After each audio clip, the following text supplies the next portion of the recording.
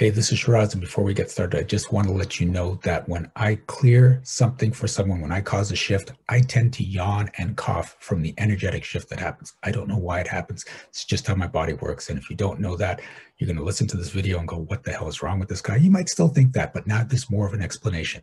The other thing to keep in mind is that if you hear something that you can absolutely relate to, when I cleared for them, you can get it cleared for you too. Just say yes when they're saying yes, and it works. I have people that watch these videos every morning to get stuff cleared. This can be your new morning habit too. Okay, that's enough for that. Let's get on with the video. I hope you enjoyed. I hope you get a great shift out of it. See you soon. Well, what came up when you asked the question before is that the story that I have to work so hard for money. Okay. Who taught you that you have to work hard for money? I feel like I grew up believing that. Like, I feel like it came from my grandparents and, like just save. It was always like 1 penny plus 1 penny makes 2 pennies, like save everything you have and don't spend a lot of money and work really hard. Like, they came from farmland in Italy and they always like worked all day and all night and like just had very little. And I feel like I've been an entrepreneur for many years now. In my last business, I just feel like I worked really hard and I burned myself out many times. And it was for this like cause for the planet and for people. And I never made money. I never really even paid myself. And I feel like I'm in the beginning of my new coaching business and I just feel like I'm kind of broke right now. Like, I don't have a lot of money. I'm in debt. And I feel that energy of like, oh my God, I have to like do so many things and I have to work really hard. It just feels like I'm in it. I'm in that right now. Okay. So you bought the story from your family of what you have to do. Yeah. And it's because that's the story they were raised in. It's the only story they could give you. But a lot of people have that story. You have to work hard to make money. You have to work hard to succeed. It's not a real story. There are a lot of people out there that aren't working hard at all and they're making lots of money. They're creating lots of success. Right? My philosophy is you have to be willing to work hard to succeed. There are times where I'm working my butt off to create success for myself. And there are times where I'm just sitting on my butt and money is showing up on my bank account. This morning, Catherine and I are rooming here and we're getting up, we're getting ready to go to the conference. And then my phone dings and I'm like, hey, look, money dropped in my account. I love my life, right? So it could be that easy. You really did. And then there's also this other thing that just popped in that it's like, get a job, and that's where security is. No. Security is internal. If you know money's going to show up for you, then money's going to show up for you. We think a job is secure because it's a steady paycheck from someone else. But if that person doesn't know how to run the business, then that paycheck's going to go away. Right? COVID showed that for a lot of businesses. Having a job is not stable. The interesting thing is I've seen people that are stable. If something starts happening in the job, they automatically just move to another job where there's more stability because they're stable. So they just make the transition. People that think that money is scarce and job's the only way you're going to get stuff. Those are the people that end up in that place of panic and then out of job scarcity mindset, and things just go downhill from there. So let's start with, are you willing to step out of the story that you have to work hard to succeed? Yes. Ooh, that's not moving for you. Okay. So let's go directly above that. Do you have to honor the beliefs of your parents and your grandparents? Ow, you are going into resistance like crazy right now. I feel like when you were asking it just felt a little bit emotional. Ooh, whoa. Yeah. So here's the thing. We have, it's another false belief that if we love our parents, we love our grandparents, then we have to honor them by believing what they believe, by doing what they told us. They were trying to raise us to the best of their abilities. But if they were trying to raise you to give you everything they could to help you succeed in life, but all the information they had sucks, then you don't have to follow that information, because it's not what they taught you. It's their intention that you have a great life. And for you to have a great life, it means you have to abandon everything they taught you about how to earn money and how to be successful. Then do that. That's the best way to honor them. So are you willing to step out of their story that you have to work hard to succeed? Yes.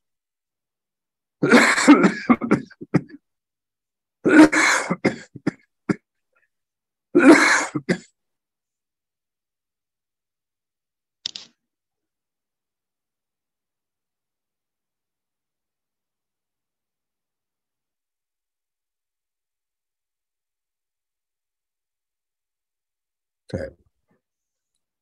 Do you have to struggle to make money? No. That's not coming up true. No, that feels resistance. Yeah. So again, if the belief is I have to struggle to make money, you create that reality around you. Right? You think it's the reality. Okay, I've been struggling, but it's because they taught you to struggle to make money that's why it keeps showing up. Mm. When you let go of the belief, everything else shifts around you.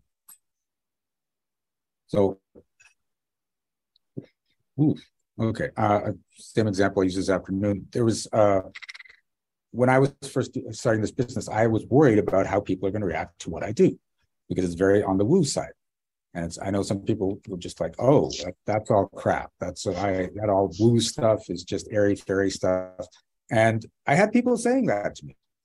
Right?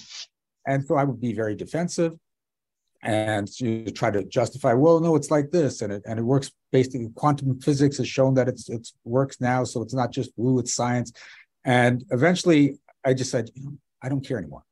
Right? If they don't want to work with me, if they think what I do is crap, then they can go work with someone else. I'm just not going to care anymore. And so what I thought would happen at that point was people would come up and say, oh, it's a load of crap. And I'd be like, whatever. And then they just move on. But what actually happened is when I didn't care anymore, people stopped coming up and saying that's a load of crap. The only people that I run into now go, oh, wow, that sounds amazing. Tell me more. And so you don't expect that that's what's going to happen. When you take that thing that you're worried about out, it doesn't keep showing up but it, to lesser degrees, it just like, it stops. Just like me crossing the border, it just stopped. Mm. Okay. Mm-hmm. So if you're willing to step out of the story that you have to struggle, then suddenly opportunities start showing up. It becomes easier to make money. Right. And as a coach, you just need to talk to someone and they go, oh my God, I need to change your offering. Here's my money. That's how I got started. Right? I actually got started because I was practicing these techniques on my friends, and someone said, Shiraz, people will pay you for this. And I'm like, no, they won't. And they're like, no, people will actually pay you money. So I said, okay, I'm going to charge $100 an hour, which was a lot of time. And I said, let's see who pays me. Okay, I want to go out there. I'm going to put this out there. Let's see who pays me $100 an hour. People started putting $100 bills in my hand. And I'm like, oh my God, this is a business. All right. So are you willing to step out of the story that you have to struggle to make money? Yes. Okay, that's a bit.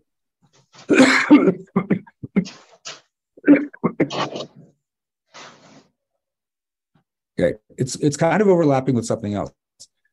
Is it right to charge for your gifts?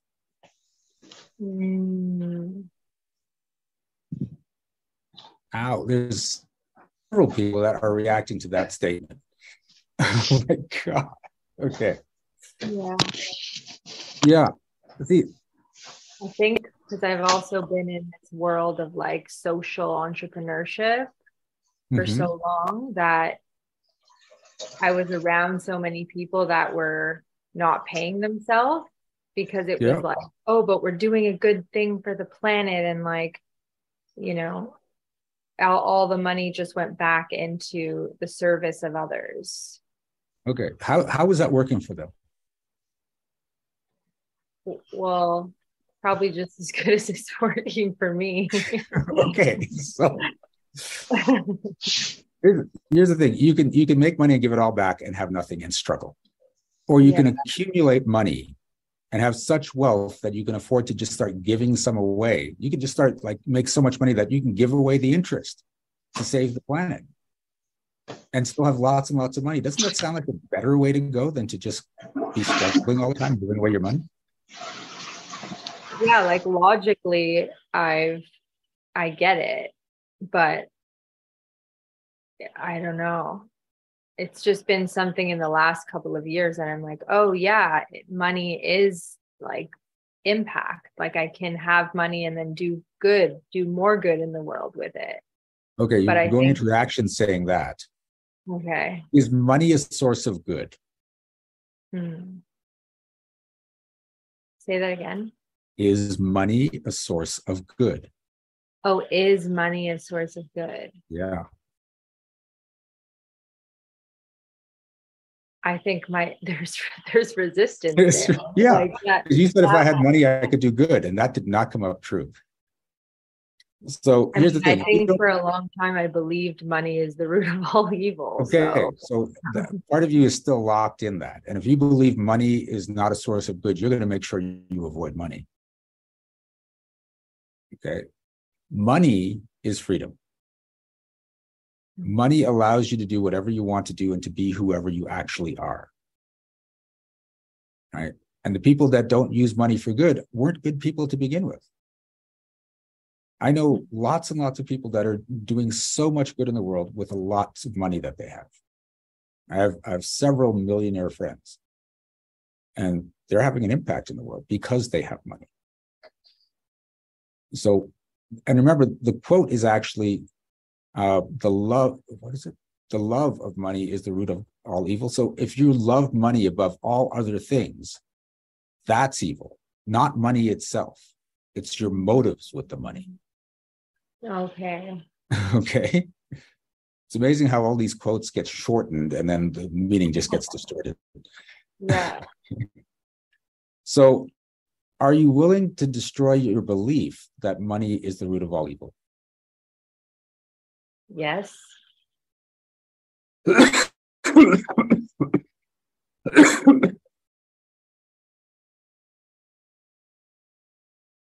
Are you willing to step out of your story that you can't do good with money? Wow, there's still resistance there. Can you ask me again? Are you willing to step out of the story that you can't do good with money? Yes.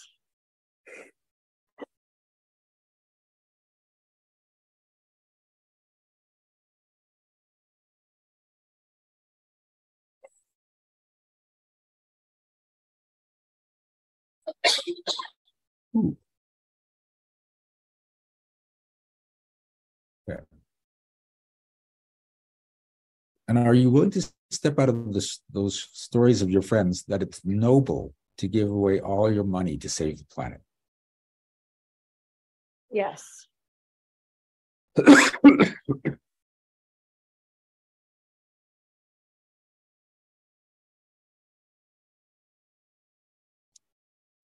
Whenever I make money, I have a bank account I call my charity bank account, and 5% of everything I make goes into that bank account. And so then when a charity comes up, then I go, oh, that sounds good. I just look how much money have I got in there, and then I take a chunk of it and give it, and it feels so amazing because it's there and it's available, and that's exactly what it's made for. Mm-hmm. If I had given away everything and then someone says, I'd like some money for this charity, I'd be like, I got nothing, man. I'm sorry, it's all gone. And the cool thing is that charity account is in a savings account. So it's accumulating interest while I'm like looking for something else to give money to. Nice. Okay. So, and this is when you start looking at money from this point of view, that it's a gift you can give to people, and having it is a wonderful thing. And the more you have, the bigger gifts you can give without having to give it all away. Then you can have money just start to show up in bigger and better ways all the time. Okay. How do you feel? I feel great. I have like some tears in my eyes. I just feel like that was a lot. I felt lots of different things in my body. Yeah. Yeah. We went longer than I usually do in these calls, but throw a yes in the chat if you got shifts from that conversation, because this is why we're going long, because I could feel everyone in the chat. Right? Look at this. So thank you. They are all grateful for what you just went through because it helped them. Thank you. Okay. Thank you for playing, Cassandra. My pleasure. Thank you for that shift, for all the shifts, and for your magic. Thank you. You're welcome. Thank you so much for watching this video. Please give it a like. And if you had a shift of your own, I'd love to hear about it in the comments. Also, check out the description for energetic magic events that you can attend every single month. Be well, be aware, and be magical.